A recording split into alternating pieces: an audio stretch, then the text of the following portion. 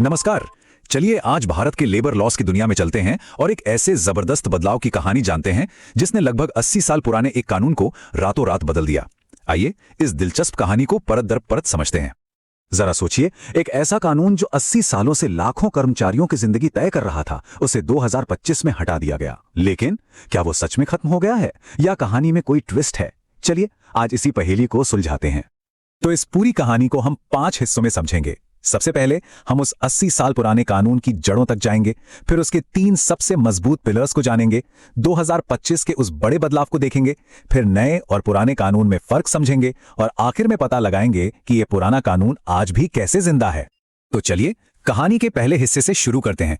यह कहानी है उस कानून की जिसे इंडस्ट्रियल डिस्प्यूट्स एक्ट 1947 या शॉर्ट में आईडीए के नाम से जाना जाता था। यह कानून कह सकते हैं भारत के इंडस्ट्रियल इतिहास की नींव का पत्थर था।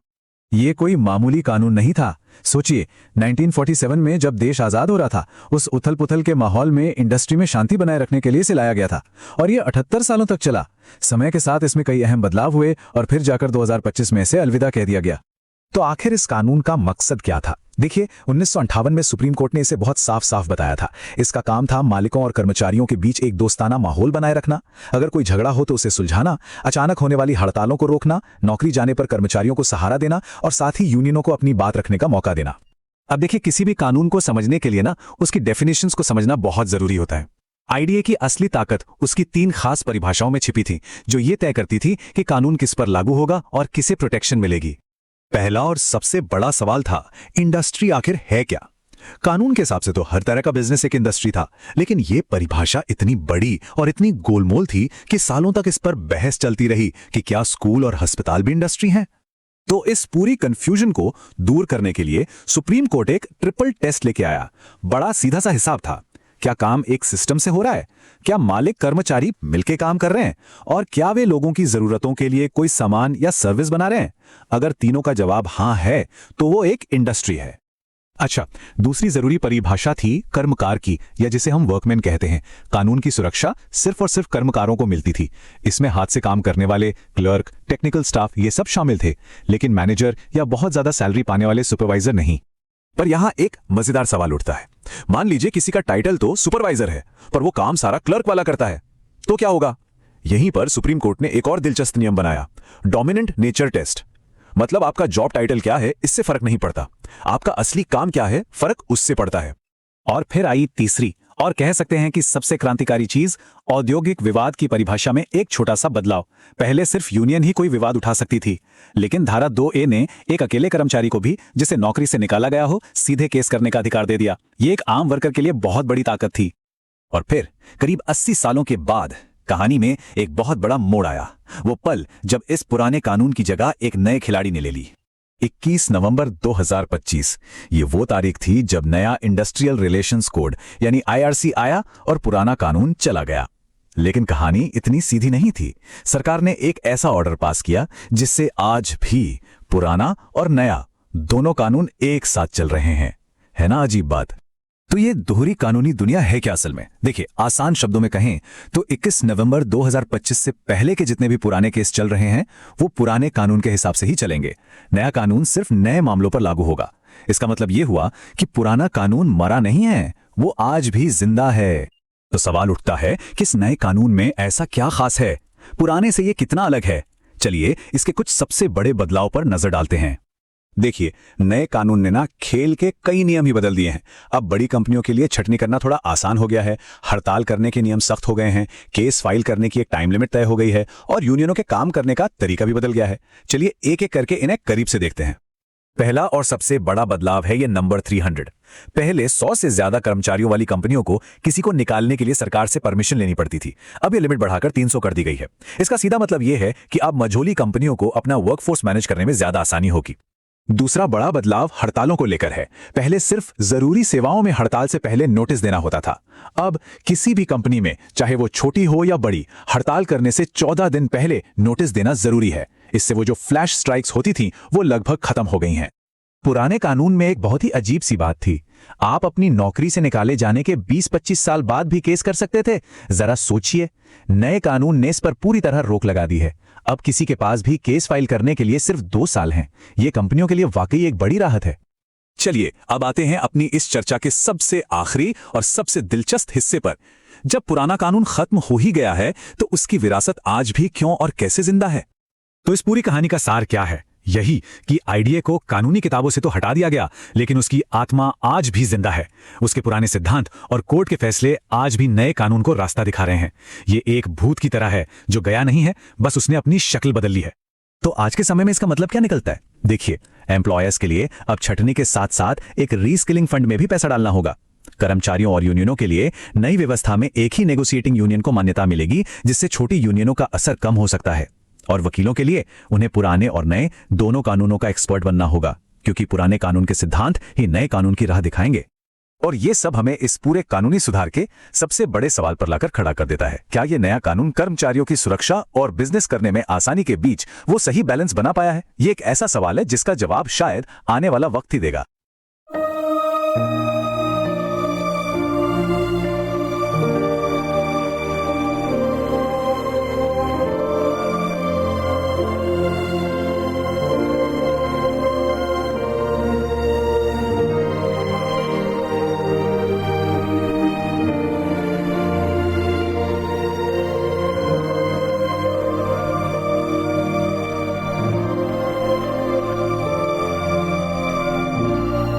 The Ghost in the Machine.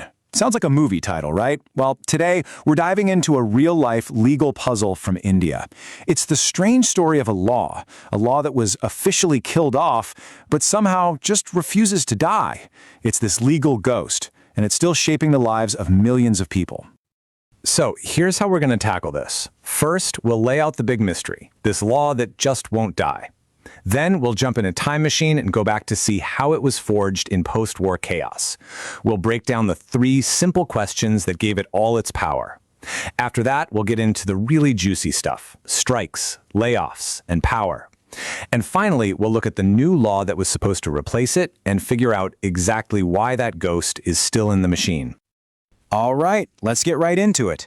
The whole thing is built around a paradox, a situation that honestly seems to defy all legal logic. Okay, picture this. The date is November 21st, 2025.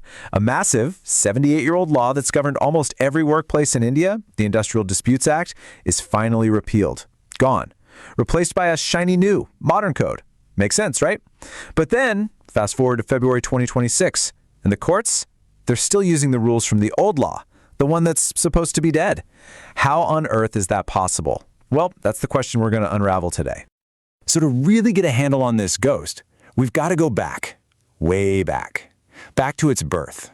You see, the Industrial Disputes Act, or the IDA as we'll call it, it wasn't just dreamed up in some quiet office. No, it was forged in the fire of a world that was completely turning itself inside out. The story really kicks off in 1929. There was this law, the Trade Disputes Act, but it was toothless. It couldn't really force anyone to do anything.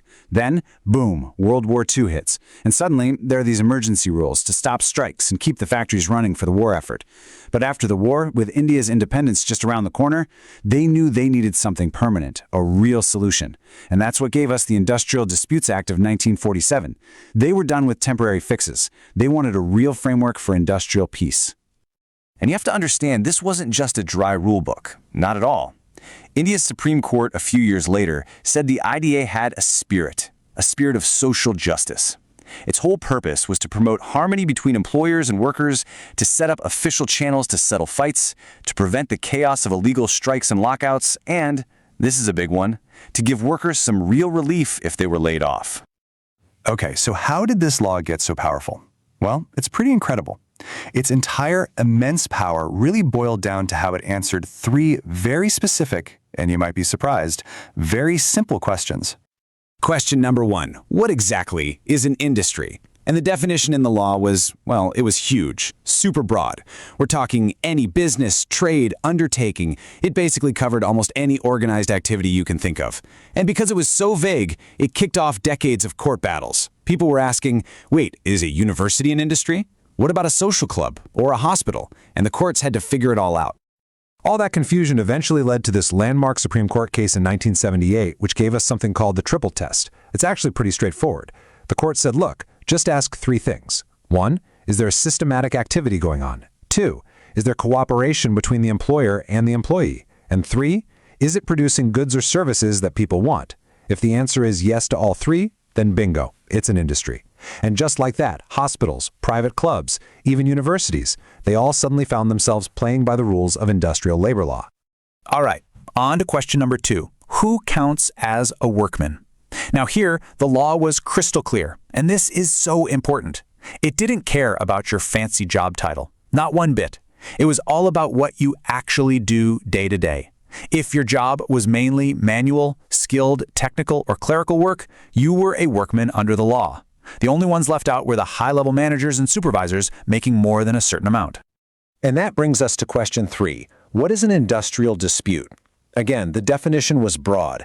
Any disagreement over employment, working conditions, you name it. But the real game changer, the part that turned everything on its head, was a little piece of the law called Section 2A. See, before this, an individual worker getting fired didn't have much recourse. But Section 2A said that even one person's dismissal could be treated as a full-blown industrial dispute. That meant one person could trigger the entire government machine, tribunals, conciliation officers, the whole shebang. It gave individual workers incredible leverage. So, once you have those 3 big questions answered, what's an industry, who's a workman, and what's a dispute, the IDA could get down to business, and it laid down some of the most powerful and, frankly, most controversial labor rules anywhere in the world, especially when it came to layoffs and retrenchment. And it all came down to one magic number, a number that determined just how strict those rules were going to be. That number was 100. Seriously, if your company had 99 workmen versus 100 workmen, it was like you were living in 2 completely different legal universes. Just look at this stark difference. If your establishment had fewer than 100 workmen, the rules for layoffs or retrenchment, as the law calls it, were pretty standard. You had to give notice and provide compensation. Fair enough. But if you had 100 or more workmen, whoa, you had to get prior government permission before you could do anything. For workers, this was an ironclad shield. But for businesses, they argued it created so much red tape that it was almost impossible to adapt to a changing economy. So you can imagine, for decades, people were calling for reform. And that reform finally arrived. It came in the form of the Industrial Relations Code of 2020. Let's just call it the IRC. Okay, so what actually changed? Let's break down the big shifts between the old IDEA and the new IRC. First up, strikes. Under the old law, you only needed to give notice for public utilities. Now, everyone has to give a 14-day notice. That's a huge change. Next, that magic number for layoffs, the prior permission threshold, it jumps from 100 all the way up to 300 workers. That's a massive deal for larger companies, giving them way more flexibility. Also, you can't just bring up an old dispute from 10 years ago anymore. There's now a 2-year time limit. And finally, there's something new for employers. They now have to pay into a reskilling fund for any worker they let go, on top of compensation. So there you have it. A new modern code is in place. The old law has been repealed, officially off the books. Which brings us right back to where we started, our big mystery. Why on earth are we still talking about the old IDA in the year 2026? And here's the answer. It's a clever little bit of legal engineering called a savings clause. The best way to think about it is this. When you get a brand new laptop, you don't just delete all your old files, right? You need a way to open them. That's what a savings clause does. The new law basically says that any legal case that was already running before the repeal date has to be seen through to the end, using all the rules of the old law. And with literally millions of cases pending in the system, it means the ghost of the IDEA is going to be haunting India's courts for a very, very long time. So what does this actually mean for people on the ground? Well, for lawyers and legal pros, it's created this weird dual reality. They have to be experts in both the new code and the old act. For brand new cases, they can use that new 2-year time limit as a defense. But for all those legacy cases, they're stuck in the past, navigating the old IDA. And that includes some really harsh penalties, like even imprisonment, that are still on the books in some state-level versions of that old law. And for employers, well, on one hand, the new code gives them a lot more breathing room. That threshold for getting government permission is now 300, which is a big deal. But on the other hand, it brings new costs, like that worker reskilling fund, and it creates new headaches, because now they have to have systems in place to handle those 14-day strike notices from absolutely everyone. And what about the employees and their unions? The whole landscape has been redrawn. Power is now concentrated in what's called a negotiating union. Basically, whichever union can prove it has more than 51% support gets to be the main negotiator. This kind of pushes smaller rival unions to the side. The classic flash strike, just walking off the job with no warning, that's pretty much gone. But here's the trade-off, and it's a big one. Individual workers get a massive new power. They can now go directly to a tribunal with their case, no more needing to get a government official to refer them. That's a huge shift. So, as the ghost of that 1947 law slowly, finally begins to fade, and this new machine, the 2020 Code, starts to spin up, we're left with the ultimate question, aren't we? In this massive effort to modernize its labor laws, has India actually found that perfect, elusive balance? The sweet spot between protecting its workers and unleashing the full potential of its businesses? Well, I guess only time will tell.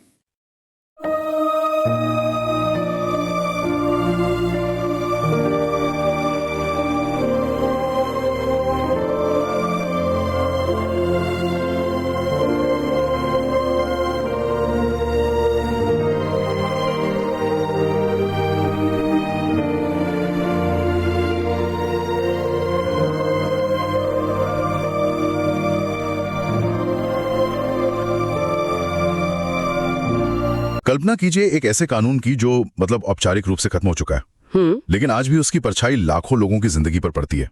एक कानून जिसे कागजों पर निरस्त कर दिया गया है, पर जिसकी आत्मा एक तरह से आज भी भारत की औद्योगिक दुनिया पर राज करती है। बिल्कुल। इसे आप सिस्टम में बचा हुआ एक भूत कह सकते हैं। एक ऐसा कानून जिसके तहत आज भी हजारों लाखों केस चल रहे हैं। अच्छा। और इससे भी ज्यादा दिलचस्प बात यह है कि नए कानूनों की व्याख्या करने के लिए जज आज भी उसी पुराने कानून के सिद्धांतों का सहारा लेते हैं। तो हम बात कर रहे हैं इंडस्ट्रियल डिस्प्यूट्स एक्ट 1947 की। जी। एक ऐसा कानून जो आप सोचिए लगभग 80 सालों तक भारत में मालिकों और कर्मचारियों के बीच के संबंधों की बुनियाद था। सही कहा। नवंबर 2025 से इसकी जगह नए इंडस्ट्रियल रिलेशंस कोड 2020 ने ले लिया है। तो फिर आज फरवरी 2026 में हम इस पुराने मतलब दफनाए जा चुके कानून की इतनी गहराई से पड़ताल क्यों कर रहे हैं? क्योंकि भारत के वर्क कल्चर को समझने के लिए इसे समझना बहुत जरूरी है। नया कोड इसी की नींव पे बना है। ये समझने के लिए कि आज के नियम ऐसे क्यों हैं, हमें उस जड़ तक जाना होगा जहां से ये सब शुरू हुआ। तो आज हम इसी ऐतिहासिक कानून के पन्ने पलटेंगे। ये क्या था, ये इतना शक्तिशाली क्यों था, और कैसे ये आज भी भारत के वर्क कल्चर को अप्रत्यक्ष रूप से प्रभावित कर रहा है। चलिए समझते हैं। किसी भी कानून की ताकत इस बात पर निर्भर करती है कि वो किस पर लागू होता है और किस पर नहीं। हाँ, और इंडस्ट्रियल डिस्प्यूट्स एक्ट यानी आईडीए की पूरी इमारत 3 मजबूत खंभों पर टिकी थी। अगर कोई इन 3 दायरों से बाहर है तो कानून का सुरक्षा कवच भी उस पर लागू नहीं होता था। बिल्कुल। इन्हें कानूनी हलकों में डेफिनेशनल ट्रिनिटी यानी परिभाषाओं की त्रिमूर्ति कहा जाता था। त्रिमूर्ति? हाँ। इंडस्ट्री यानी उद्योग, वर्कमैन यानी कामगार और इंडस्ट्रियल डिस्प्यूट यानी औद्योगिक विवाद। इन 3 शब्दों ने ही तय किया कि किसे सुरक्षा मिलेगी और किसे नहीं। तो शुरुआत इंडस्ट्री से करते हैं। ये सुनने में तो बहुत सीधा लगता है, फैक्ट्री या कारखाना। लेकिन मुझे यकीन है कि ये उतना सरल नहीं था। बिल्कुल नहीं। इस एक शब्द पर भारतीय कानूनी इतिहास में शायद सबसे ज्यादा बहस हुई है। अच्छा। दशकों तक अदालतें ये तय करने में उलझी रहीं कि क्या कोई अस्पताल या यूनिवर्सिटी, क्लब या फिर एक वकील का ऑफिस इंडस्ट्री है। आखिरकार 1978 में सुप्रीम कोर्ट ने बैंगलोर वाटर सप्लाई केस में एक ट्रिपल टेस्ट स्थापित किया जिसने सब कुछ बदल दिया। Triple test? ये क्या था? कोर्ट ने कहा कि अगर कोई संस्थान 3 शर्तें पूरी करता है तो वो इंडस्ट्री माना जाएगा। पहली, वहां एक सिस्टमैटिक मतलब व्यवस्थित तरीके से काम होता हो। Okay. दूसरी, उस काम में मालिक और कर्मचारियों के बीच सहयोग हो। और तीसरी, वहां इंसानी जरूरतों या इच्छाओं को पूरा करने के लिए सामान्य सेवाएं दी जाती हों, भले ही मुनाफे के लिए न दी जाती हों। एक मिनट, अगर मुनाफा कमाना जरूरी नहीं है, हाँ, तो इसका मतलब तो ये हुआ कि अस्पताल, चैरिटेबल ट्रस्ट, क्लब और यहाँ तक कि शिक्षण संस्थान भी इंडस्ट्री के दायरे में आ गए। ठीक समझे। यही उस फैसले का क्रांतिकारी असर था। इसने कानून का दायरा बहुत ज्यादा बढ़ा दिया। अच्छा। और एक मजेदार कानूनी पेंच ये है कि 1982 में संसद ने इस परिभाषा को सीमित करने के लिए एक संशोधन पारित किया। ओके। जिसमें अस्पतालों और शिक्षण संस्थानों जैसी जगहों को बाहर रखा गया था। तो फिर मामला सुलझ गया होगा? नहीं, यही तो कहानी में ट्विस्ट है। संसद ने कानून तो पास कर दिया, लेकिन सरकार ने उसे कभी भी आधिकारिक गजट में अधिसूचित नहीं किया। मतलब वो संशोधन कभी लागू ही नहीं हुआ। कमाल है। मतलब संसद ने कानून पास किया जी, और सरकार ने उसे 40 साल से ज्यादा समय तक लागू ही नहीं किया। जी हाँ। ऐसा क्यों? क्या इसके पीछे कोई राजनीतिक कारण था? वजह जटिल थी। इसमें मजदूर यूनियनों का दबाव था, राजनीतिक इच्छा शक्ति की कमी भी शामिल थी। नतीजा ये हुआ कि वो संशोधन बस कागज पर ही रह गया। और बैंगलोर वाटर सप्लाई वाला फैसला आज तक प्रासंगिक बना हुआ है। ठीक है, तो एक अस्पताल भी इंडस्ट्री हो सकता है, पर उस अस्पताल में काम करने वाला हर व्यक्ति वर्कमैन तो नहीं होगा। नहीं, बिल्कुल नहीं। एक सीनियर सर्जन और एक वार्ड बॉय के अधिकार तो अलग अलग होंगे। यहीं पर वर्कमैन की परिभाषा अहम हो जाती है ना? आपने बिल्कुल सही नब्ज पकड़ी है। कानून के अनुसार वर्कमैन वो व्यक्ति है जो मैनुअल, अकुशल, कुशल, तकनीकी, ऑपरेशनल या क्लेरिकल काम करता है। लेकिन इसमें कुछ महत्वपूर्ण अपवाद थे, जैसे सेना, पुलिस और जेल के कर्मचारी इसके दायरे में नहीं आते थे। और कारपोरेट दुनिया में मैनेजर और सुपरवाइजर का क्या? जो लोग मुख्य रूप से मैनेजर या प्रशासक की भूमिका में हैं, वे वर्कमैन नहीं माने जाते थे। अच्छा। इसी तरह ऐसे सुपरवाइजर्स जिनकी तनख्वाह एक तय सीमा से ज्यादा हो, जो आखिरी बार 10,000 रुपए प्रति माह थी, वे भी इस परिभाषा से बाहर थे। लेकिन कंपनियां तो अक्सर किसी को भी मैनेजर या सुपरवाइजर का पदनाम दे सकती हैं ताकि वे कानून के दायरे से बाहर हो जाएं। बिल्कुल, और इसी चालाकी को रोकने के लिए सुप्रीम कोर्ट ने डोमिनेंट नेचर टेस्ट बनाया। Dominant nature test? हाँ, यानी पद का नाम क्या है इससे फर्क नहीं पड़ता, असल में व्यक्ति अपना ज्यादातर समय कौन सा काम करते हुए बिताता है ये देखा जाएगा। अच्छा, मतलब काम की प्रकृति देखी जाएगी, पदनाम नहीं। एकदम सही। हाल ही में 2024 के लेनिन कुमार रे केस में भी कोर्ट ने दोहराया कि अगर किसी का पद सुपरवाइजर है लेकिन उसका 90% काम क्लेरिकल है तो उसे वर्कमैन ही माना जाएगा। मतलब पदनाम का इस्तेमाल कानून के सुरक्षा कवच से बचने के लिए नहीं किया जा सकता? बिल्कुल नहीं। तो हमारे पास इंडस्ट्री है और उसमें काम करने वाला वर्कमैन है।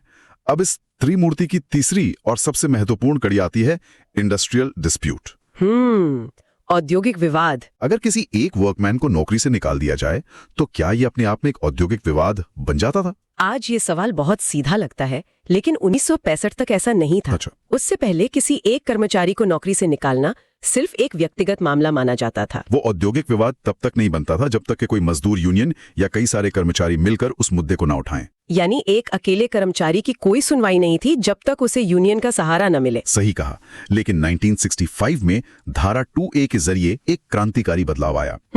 इस धारा ने एक कानूनी कल्पना, एक लीगल फिक्शन बनाई कि किसी एक वर्कमैन की बर्खास्तगी या छटनी भी अपने आप में एक औद्योगिक विवाद है। अच्छा। इसने अकेले कर्मचारी को यूनियन के समर्थन के बिना भी सीधे लेबर कोर्ट जाने की बेमिसाल ताकत दे दी। तो चलिए मान लेते हैं कि एक विवाद खड़ा हो गया, उसे सुलझाने का तरीका क्या था? क्या कर्मचारी सीधे कोर्ट जा सकता था? नहीं, यहीं पर पुरानी व्यवस्था थोड़ी जटिल थी। आईडे के तहत एक बहुस्तरीय प्रणाली थी। पहले मामला एक कंसोलेशन ऑफिसर मतलब सुलह अधिकारी के पास जाता था, जो दोनों पक्षों में मध्यस्थता की कोशिश करता था। और अगर वहां बात नहीं बनी तो गेंद सरकार के पाले में चली जाती थी। सरकार ये तय करती थी कि मामले को लेबर कोर्ट या इंडस्ट्रियल ट्रिब्यूनल में भेजा जाए या नहीं। अच्छा, तो सरकार तय करती थी। हाँ, और इस व्यवस्था को आलोचक मजाक में रेफरेंस राज कहते थे। रेफरेंस राज? हाँ। मतलब न्याय का रास्ता सरकार की मर्जी पर निर्भर था। ये तो सुनने में काफी पेचीदा और धीमा लगता है। कुछ हद तक सरकार के पास विवाद को रेफर करने की प्रशासनिक शक्ति थी। हालांकि वे मामले के गुण दोष पर फैसला नहीं कर सकते थे, लेकिन वे चाहें तो किसी मामले को बहुत पुराना या मामूली कहकर रेफर करने से मना कर सकते थे। इससे न्याय मिलने में देरी होती थी और अनिश्चितता बनी रहती थी। तो क्या नए IRC कोड ने इस सरकारी दखल को पूरी तरह खत्म कर दिया है? क्या अब न्याय पाना आसान हो गया है? ये नए कोड के सबसे बड़े और सकारात्मक बदलावों में से एक है। नए कोड ने इस रेफरेंस राज को खत्म कर दिया है। अच्छा। अब अगर सुलह की कोशिश के 45 दिनों के भीतर कोई समाधान नहीं निकलता है तो कर्मचारी या यूनियन सीधे ट्रिब्यूनल में केस दायर कर सकते हैं। मतलब सरकार की अनुमति की कोई जरूरत नहीं है? कोई जरूरत नहीं। इससे न्याय तक पहुंच बहुत तेज और सीधी हो गई है। चलिए अब उस सुरक्षा कवच की बात करते हैं जिसके लिए IDA जाना जाता था। इसके सबसे मजबूत प्रावधान कौन से थे जो कर्मचारियों को सुरक्षा देते थे? इसमें सबसे मजबूत प्रावधानों में से एक था सेक्शन 25F, जो छटनी या रिट्रेंचमेंट से जुड़ा था। अच्छा, रिट्रेंचमेंट। हाँ, इसे कर्मचारियों का मैग्ना कार्टा भी कहा जाता था। इसके तहत किसी भी वर्कमैन को जिसने 1 साल से ज्यादा लगातार काम किया हो, नौकरी से निकालने के लिए 3 शर्तें पूरी करना अनिवार्य था। अच्छा, तो नौकरी से निकालने के लिए कुछ शर्तें थी जिन्हें पूरा करना जरूरी था? हाँ, 3 अनिवार्य शर्तें थीं। पहली, कर्मचारी को 1 महीने का लिखित नोटिस देना होगा या नोटिस की जगह 1 महीने का वेतन देना होगा। ठीक है, ये तो आज भी कई कॉन्ट्रैक्ट्स में होता है। इसमें खास क्या था? खास थी दूसरी शर्त। क्या थी वो? कर्मचारी को उसकी सेवा के हर पूरे साल के लिए 15 दिन के औसत वेतन के बराबर मुआवजा देना होगा। ओह! सोचिए, अगर किसी ने 20 साल काम किया है तो उसे लगभग 10 महीने की सैलरी मुआवजे के तौर पर मिलती थी। ये एक बड़ी वित्तीय सुरक्षा थी। सही बात है। और तीसरी शर्त थी कि इसकी सूचना सरकार को भी देनी होगी। और अगर कोई कंपनी इनमें से एक भी शर्त पूरी न करे तो मान लीजिए मुआवजा ठीक से कैलकुलेट न किया हो। तो वो छटनी शुरू से ही अवैध और गैरकानूनी मानी जाती थी। अच्छा। और इसका नतीजा ये होता था कि कर्मचारी को पूरी पिछली तनख्वाह के साथ नौकरी पर वापस रखने का अधिकार मिल जाता था। कानून इस मामले में बहुत सख्त था। और मैंने सुना है कि बड़ी कंपनियों के लिए तो नियम और भी सख्त थे। हाँ, कानून का चैप्टर वीबी उन बड़ी फैक्ट्रियों, खदानों या बगानों पर लागू होता था जहां 100 से ज्यादा वर्कमैन थे। उन्हें छटनी, ले ऑफ या बंदी करने से पहले सरकार से पूर्व अनुमति लेनी पड़ती थी। सरकार से अनुमति? हाँ, और सरकार ये अनुमति देने से मना भी कर सकती थी। इसी प्रावधान को अक्सर श्रम बाजार की कठोरता या इंस्पेक्टर राज का सबसे बड़ा कारण बताया जाता था, क्योंकि ये कंपनियों के लिए अपने वर्कफोर्स को कम करना बहुत मुश्किल बना देता था। एक और दिलचस्प शक्ति जो अदालतों को मिली थी वो सजा की समीक्षा करने की थी। इसका क्या मतलब है? ये धारा 11A के तहत था। इसके आने से पहले अगर किसी कंपनी ने अपनी घरेलू जांच सही तरीके से की है और कर्मचारी को दोषी पाया है, तो ट्रिब्यूनल सजा की मात्रा में हस्तक्षेप नहीं कर सकता था, चाहे सजा कितनी भी कठोर क्यों ना हो। अच्छा। लेकिन इस धारा ने ट्रिब्यूनल को ये असाधारण शक्ति दी कि वो सबूतों का फिर से मूल्यांकन कर सके। मतलब कोर्ट खुद तय कर सकता था कि सजा सही है या नहीं? बिल्कुल। अगर ट्रिब्यूनल को लगता कि कर्मचारी की गलती छोटी थी और बर्खास्तगी की सजा, जिसे कहते चौंकाने वाली रूप से अनुपातहीन है, एक मच्छर मारने के लिए तोप चलाने जैसा, सही कहा, तो वो बर्खास्तगी को रद्द करके कोई छोटी सजा दे सकता था, जैसे कुछ समय के लिए सस्पेंशन या वेतन वृद्धि रोकना। मशहूर फायरस्टोन केस ने इस सिद्धांत को मजबूती से स्थापित किया। तो अब जब आईडीए की जगह आईआरसी ने ले ली है, तो सबसे बड़े व्यवहारिक बदलाव क्या हैं? हमने रेफरेंस राज के खत्म होने की बात तो की, और क्या बदला है? कुछ बहुत ही महत्वपूर्ण बदलाव हैं जो सीधे तौर पर कंपनियों और कर्मचारियों दोनों को प्रभावित करते हैं। जैसे? पहला है हड़ताल को लेकर। आईडीए के तहत सिर्फ पब्लिक यूटिलिटी सेवाओं जैसे बिजली, पानी, रेलवे में हड़ताल से पहले नोटिस देना अनिवार्य था। यानी एक प्राइवेट फैक्ट्री में कर्मचारी बिना किसी नोटिस के हड़ताल पर जा सकते थे? हाँ, जा सकते थे। लेकिन आईएलआरसी के तहत अब हर संस्थान के लिए, चाहे वो प्राइवेट हो या पब्लिक यूटिलिटी, हड़ताल से 14 दिन पहले नोटिस देना अनिवार्य कर दिया गया है। अच्छा। इससे अचानक होने वाली हड़तालें जो उत्पादन को ठप कर देती थीं, वे लगभग खत्म हो गई हैं। तो अब कोई अचानक से हड़ताल नहीं कर सकता। इसका असर कर्मचारी यूनियनों की मोलभाव करने की ताकत पर कितना पड़ेगा? ये एक बहस का मुद्दा है। सरकार का कहना है कि ये औद्योगिक शांति के लिए जरूरी है, जबकि यूनियनें इसे अपनी ताकत को कम करने वाला कदम मानती हैं। ये एक संतुलन बनाने की कोशिश है। और बड़ी कंपनियों के लिए छटनी के उन सख्त नियमों का क्या हुआ जो 100 कर्मचारियों वाली सीमा थी? यहाँ एक बहुत बड़ा नीतिगत बदलाव किया गया है। सरकार से पूर्व अनुमति लेने की सीमा अब 100 वर्कमैन से बढ़ाकर 300 वर्कमैन कर दी गई है। 300? तो इसका असली दुनिया में क्या मतलब हुआ? क्या अब 250 कर्मचारियों वाली एक आईटी कंपनी या फैक्ट्री बिना किसी सरकारी रोक टोक के अपने कर्मचारियों की छटनी कर सकती है, जो वो पहले नहीं कर सकती थी? बिल्कुल। ये तो एक बहुत बड़ा बदलाव है। बहुत बड़ा। इससे मझूले आकार की कंपनियों को फैसले लेने में ज्यादा लचीलापन मिला है। इसे ईज ऑफ डूइंग बिजनेस की दिशा में एक बड़ा कदम माना जाता है। हालांकि आलोचकों का कहना है कि इससे 299 कर्मचारियों तक वाली कंपनियों में नौकरी की सुरक्षा कम हुई है। और विवाद उठाने की समय सीमा के बारे में भी एक बड़ा बदलाव है ना? हाँ, और ये बहुत जरूरी था।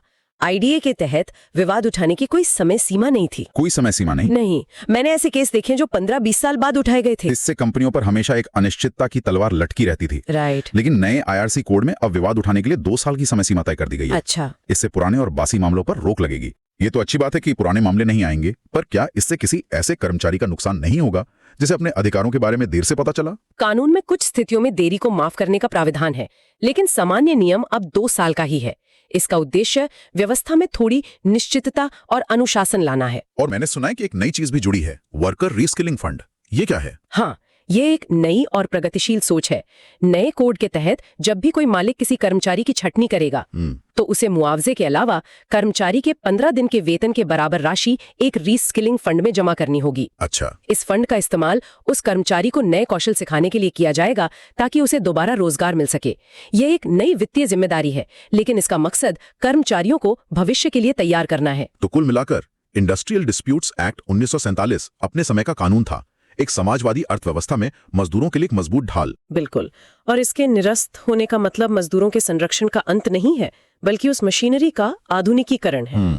अगर आप ध्यान से देखें तो नए कोड ने पुराने कानून की ज्यादातर न्यायिक व्याख्याओं को, जैसे डोमिनेंट नेचर टेस्ट, को कानूनी रूप दे दिया है। उसने मूल सिद्धांतों को नहीं बदला, बल्कि रेफरेंस सिस्टम जैसी प्रक्रियात्मक बाधाओं को दूर करके व्यवस्था को सुव्यवस्थित करने की कोशिश की है। तो भले ही पुराने कानून के शब्द चले गए हों, लेकिन उसकी आत्मा और उसके सिद्धांत आज भी भारतीय श्रम कानून की बुनियाद हैं। सही कहा। और ये हमें भविष्य के एक बड़े सवाल पर छोड़ जाता है। हमने देखा कि कैसे आईडीए की इंडस्ट्री और वर्कमैन की परिभाषाएं फैक्ट्रियों और दफ्तरों की दुनिया के लिए बनी थी। आईआरसी ने उन्हें थोड़ा बदला है, लेकिन आज की दुनिया तो जोमेटो, उबर और अर्बन कंपनी की है, जिसे हम गिग इकोनॉमी कहते हैं। यहीं पर कानून का अगला इम्तिहान है। क्या ऐप आधारित डिलीवरी करने वाले या कैब चलाने वाले वर्कमैन हैं? यही सवाल है। पुराना कानून इस सवाल का जवाब देने में संघर्ष करता और नया कोड भी उनके लिए एक अलग कम अधिकारों वाली श्रेणी गिग वर्कर और प्लेटफॉर्म वर्कर बनाता है, जो पूरी तरह वर्कमैन के दायरे में नहीं आते। तो काम के भविष्य के लिए एक महत्वपूर्ण प्रश्न ये उठता है, इस नई अर्थव्यवस्था में ये सुरक्षा कवच किसे मिलना चाहिए और उसका स्वरूप कैसा होना चाहिए? शायद यही वो सवाल है जिसका जवाब भारत का श्रम कानून अगले दशक में खोजेगा।